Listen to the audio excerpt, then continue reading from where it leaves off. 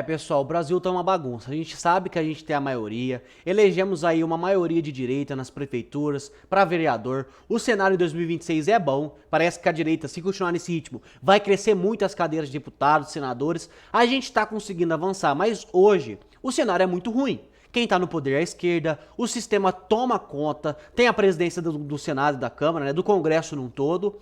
A gente sabe um tanto que tá difícil. E os nossos representantes eleitos, eles não podem fazer nada. Por exemplo, senadores e deputados não podem legislar. Hoje quem legisla, praticamente, é o Supremo Tribunal Federal. Tá uma total bagunça. Então, aqui tem uma convocação agora para o povo brasileiro que a gente precisa continuar lutando pelo nosso Brasil. Eu vou mostrar um vídeo aqui de um deputado que está sendo perseguido e é o nosso futuro presidente da Câmara. A gente vai lutar por isso, mas parece que querem tirar ele do jogo antes disso. Quero pedir pra você comentar aqui embaixo primeiro, o que você acha, depois, né, do vídeo, o que você acha sobre isso, qual é a sua opinião, o seu posicionamento, e me ajuda a compartilhar esse vídeo pra mais pessoas. Clica aqui embaixo e compartilhar, amigos. Vamos levar as notícias do que está acontecendo no Brasil pra mais patriotas, pra que saibam o que realmente está acontecendo. Olha só a perseguição que o Marcel Van Hatten vem, né, sofrendo. É inadmissível isso e precisamos do povo. Polícia Federal, porque eu entendo, e assim eu falei na tribuna da Câmara dos Deputados, que ele está extrapolando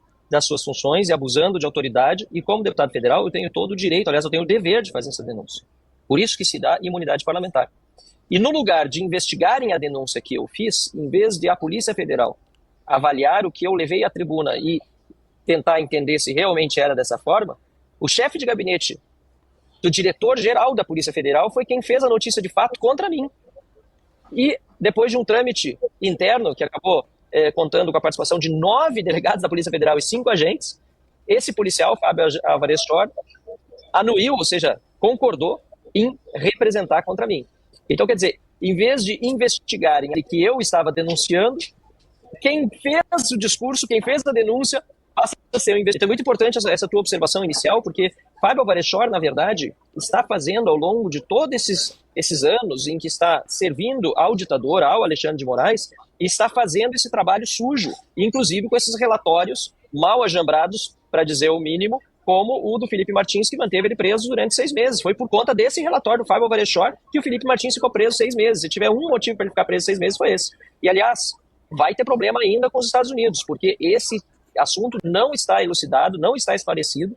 Como é que Felipe Martins teve a sua entrada nos Estados Unidos fraudada por autoridades americanas do CBP de Orlando? Esse é um outro capítulo que ainda vai ter de ser esclarecido, e a eventual participação de agentes nacionais nisso acaba mostrando que, se confirmada for, né, uma participação de agentes ou de delegados, ou quem quer que seja, né, vinculado à Polícia Federal ou à investigação com esse tipo de crime em outro país, a situação vai piorar ainda mais. Então, esse é um ponto. Né? O outro ponto foi o que você trouxe sobre a participação do Flávio Dino. De fato, não foi Alexandre de Moraes o relator, não é ele o relator desse inquérito agora que foi aberto contra mim. É Flávio Dino, que já tem dado manifestações há algum tempo dizendo que a imunidade parlamentar ela é relativa e que os parlamentares poderiam responder eventualmente por crimes contra a honra, como é o caso desse inquérito, pois estão me acusando de ter feito um crime contra a honra do policial. Mais um parênteses aqui que é importante. Eu jamais ataquei pessoalmente esse policial.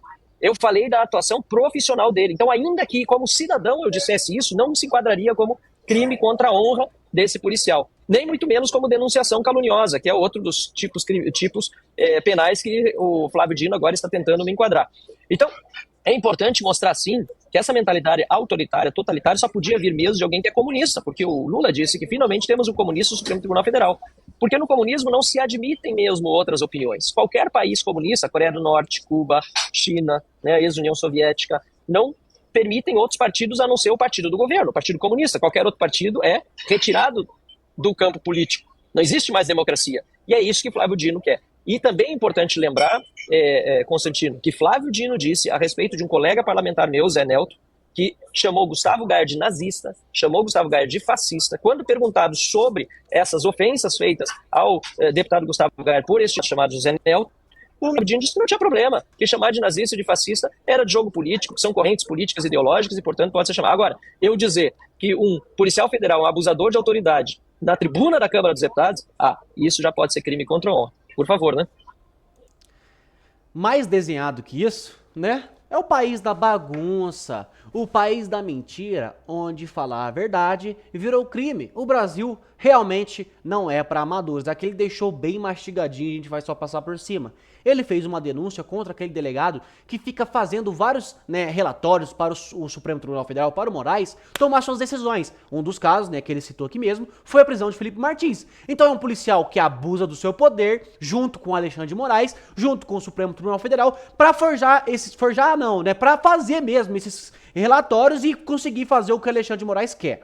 Aí vem um deputado federal, votado pelo povo, fazer uma denúncia que é dever dele. Se ele não tivesse fazendo essa denúncia, a gente deveria estar preocupado. A gente deveria ir atrás do deputado e falar: pô, deputado, você não está fazendo o seu trabalho e quer fiscalizar? Então, ele veio e fez essa denúncia. Aí o que acontece? Ele vai ser denunciado. Meus amigos, é isso mesmo. O Brasil não é para amadores. A gente precisa lutar muito ainda, viu? Porque é como o Marcelo Manhattan disse: em países comunistas, como está virando o Brasil, não pode ter opinião contrária do governo. Não pode. É apenas o comunismo. Você viu o que ele falou no final? Ele denunciou um policial federal por abusar do poder, fazer ali um conluio com o Supremo Tribunal Federal. Foi indiciado, está sendo investigado. Agora, outro lá, que era de esquerda, foi xingar o Gustavo Gaia de nazista, fascista, de todos os nomes. Aí tudo bem, pô. Aí não tem problema. Aí faz parte do jogo político, Mas claro que isso não tem como ficar, não. Mas claro que isso, me desculpe, pessoal, nem desenhando. E olha só, pessoal. O médico do Lula se pronunciou e falou a verdade sobre o seu acidente, a queda do presidente. A gente vai ler aqui para saber exatamente como aconteceu. Olha só, no recente episódio ocorrido com o presidente Lula, uma queda no Palácio do Alvorada resultou em um traumatismo craniano. Olha só. Este evento destacou a seriedade inerente a acidentes domésticos, frequentemente subestimados pela maioria das pessoas. O médico Roberto Calil foi chamado a Brasília para examinar o presidente após o incidente e confirmou a gravidade da situação, embora tenha assegurado que o Lula está se recuperando bem. O traumatismo craniano sofrido por Lula envolveu um sangramento cerebral, uma condição grave e potencialmente perigosa, pessoal, isso mesmo. Apesar disso, o presidente não apresenta condições críticas que impeçam na sua recuperação. No entanto, precauções estão sendo tomadas no que diz respeito a viagens longas, uma vez que tais deslocamentos podem complicar a sua condição. Então, vamos entender nesse traumatismo craniano que aconteceu com Lula. O traumatismo craniano é uma lesão no cérebro causada por uma força extrema, que pode levar a sangramentos, inchaços e, em casos mais graves, a sequelas permanentes. Essas lesões são comuns em acidentes, quedas ou impactos fortes que exigem cuidado médico e imediato para evitar danos mais severos. O tratamento e a recuperação variam dependendo da gravidade da lesão e da rapidez que o atendimento médico é recebido. No caso de Lula, a rápida resposta da equipe médica e o acompanhamento subsequente são cruciais para garantir que ele não sofra efeitos a longo prazo.